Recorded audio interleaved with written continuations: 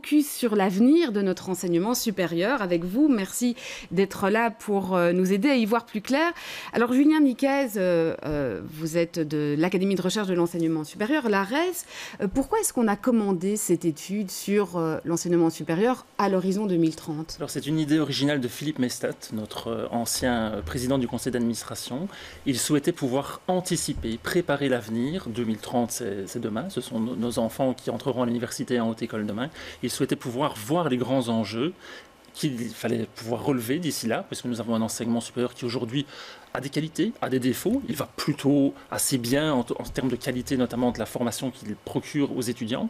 Mais c'est vraiment se dire, son idée était vraiment de se dire, attention, ne restons pas les bras croisés, ne subissons pas l'avenir, et donc préparons avec des experts indépendants des idées à débattre, évidemment. Ce ne sont pas les idées de l'ARES, ce ne sont pas les idées de la fédération, c'est les idées d'experts indépendants. Ces experts, ouais. Et aussi parce qu'on est dans un contexte de changement, on le disait, et notamment sur le plan démographique. On est en pleine explosion démographique et explosion de la population étudiante. Oui, tout à fait. Donc, dans l'enseignement supérieur, on a presque doublé notre nombre d'étudiants sur ces 25 dernières années. Et les perspectives démographiques vont dans le même sens, je dirais, puisque on va avoir entre 60 et 70 000 étudiants supplémentaires à accueillir dans nos universités et dans nos hautes écoles d'ici 2030.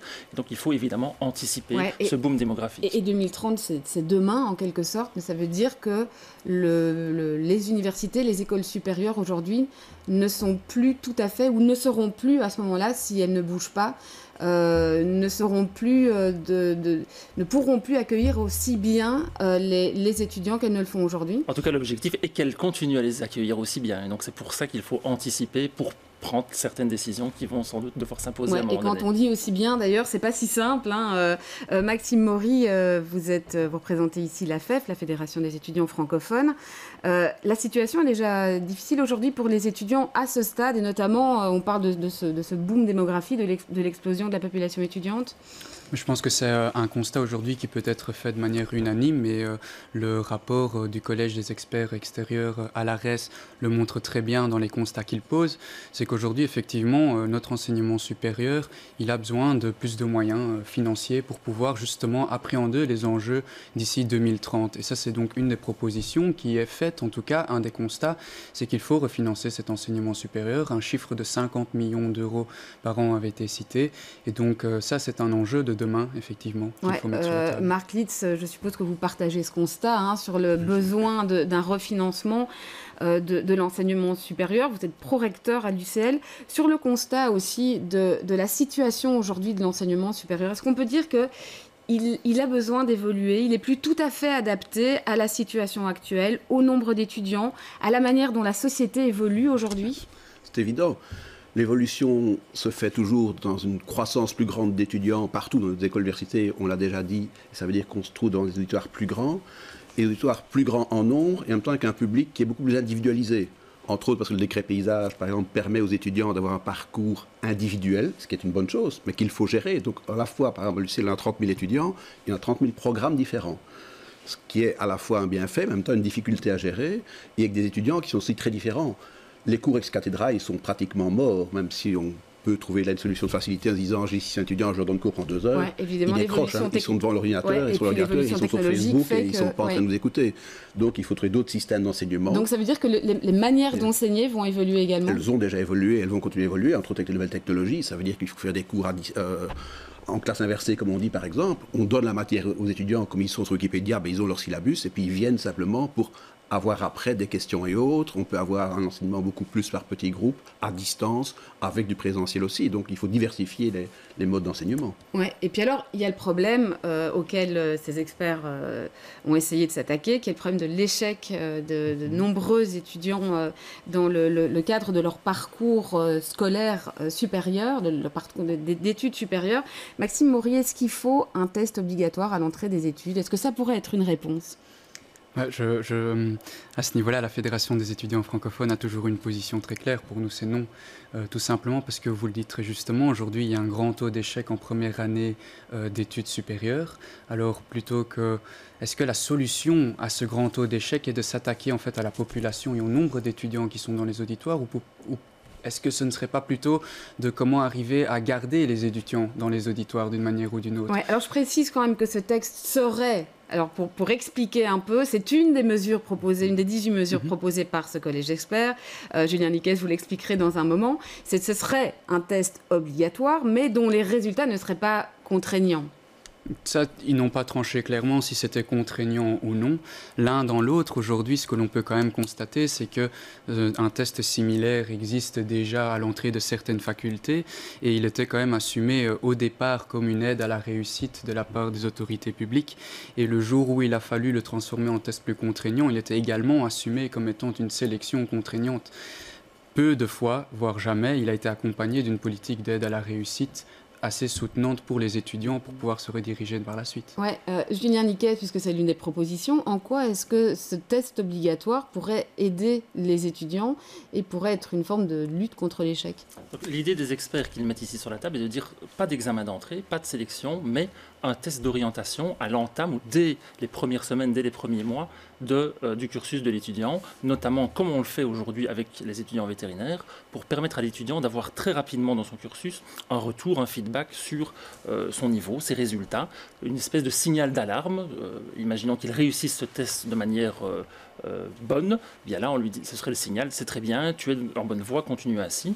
À l'inverse, un mauvais résultat pourrait lui permettre de prendre plus tôt conscience, peut-être. On sait que le gap est difficile pour certains étudiants de passer du secondaire au supérieur et donc avoir une information plus rapide sur l'état de son cursus et de ses connaissances. Ouais, Marc Lys, ça peut être une bonne piste, ça, pour lutter contre l'échec ou pas? Une bonne piste, j'irais même plus loin, moi, parce que c'est pas à l'entrée de la première année d'études qu'il faudrait le mettre en place, c'est même plutôt à la fin du secondaire.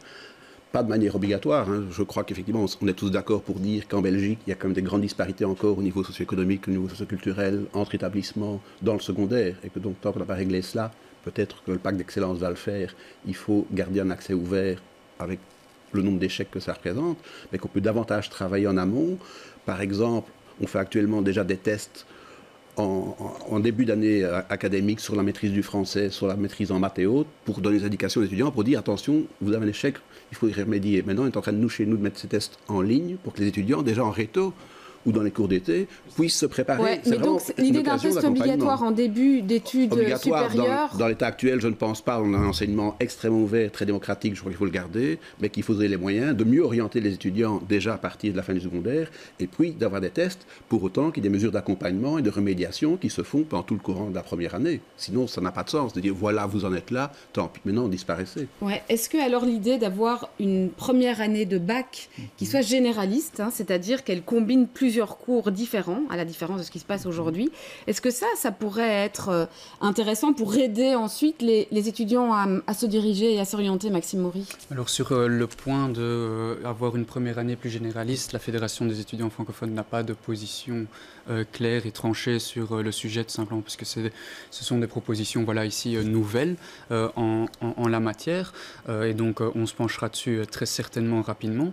Maintenant, il est clair que cela pose aussi des questions dans l'évolution du paysage de l'enseignement supérieur en termes de liberté académique pour les établissements et plus largement également avec ce test qui serait contraignant ou non à l'entrée, cela pourrait aussi être des questions à se poser de pourquoi mettre un test si les choses deviennent un peu plus généralistes dans la foulée. Ouais, alors on pourra peut-être poser la question, mais peut-être sur ce test, toujours parce qu'il s'agit encore une fois de lutter contre l'échec, expliquer comme Julien Niquez le présentait, à savoir ce serait une manière aussi pour l'étudiant de peut-être mieux connaître, mieux choisir ensuite son orientation, plutôt que de choisir peut-être trop vite et puis de se planter après, quoi. Mais moi, je pense qu'il y a un premier enjeu de taille avant d'aborder cette question-là, c'est si l'on est tous ici autour de la table d'accord qu'il faut placer plus d'aide à la réussite dans l'enseignement supérieur, allons-y, commençons immédiatement dès demain et demandons plus de moyens aux autorités publiques pour le faire. Donc pour vous, question de moyens, en tout cas, c'est les moyens qu'il faut mettre avant tout, et parce que les moyens, c'est une des mesures qui sont proposées, c'est une des 18 mesures, renforcer les moyens.